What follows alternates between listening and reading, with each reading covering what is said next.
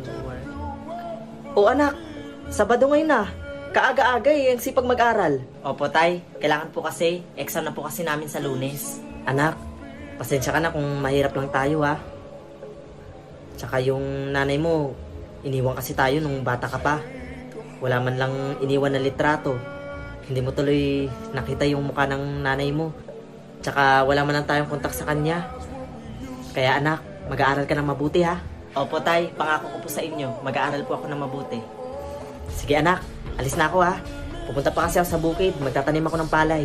Sige po, tay. Susunod po ako mamaya. Tutulungan po kita pagkatapos ko po mag-review. Tsaka nga pala anak, pwede bang pakitabi mo na ako ng ID ko sa'yo? Sige po, tay. Ako na lang po bahala magtabi. Sige anak, alis na ako ha, para matapos ko na yung gawain ko dun sa bukid. Sige po, tay. Mag-iingat po kayo, ha. Sige anak, bye-bye.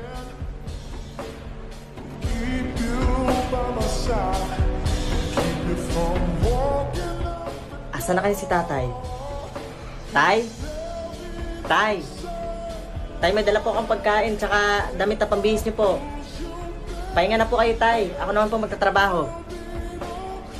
Asa na kayo si tatay?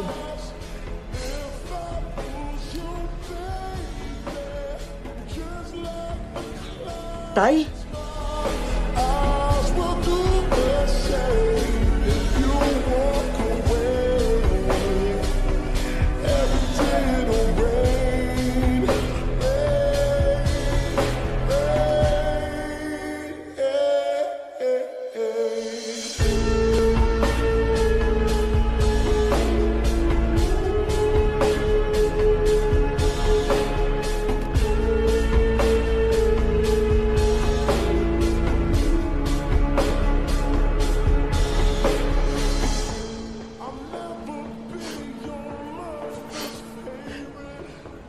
Tay, bakit niyo po ako iniwan?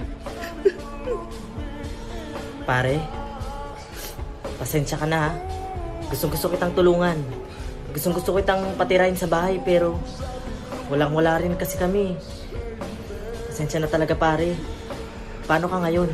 Pare, luluwas ako ng Maynila. Hanapin ko si nanay. Sige pare, sana mahanap mo yung nanay mo.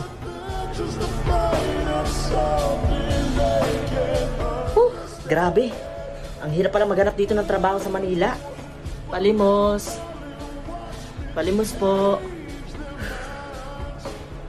Boy, pwede ba makaingin sa'yo kahit pangkain lang? Nagugutom na kasi ako eh. Wait lang po Ale.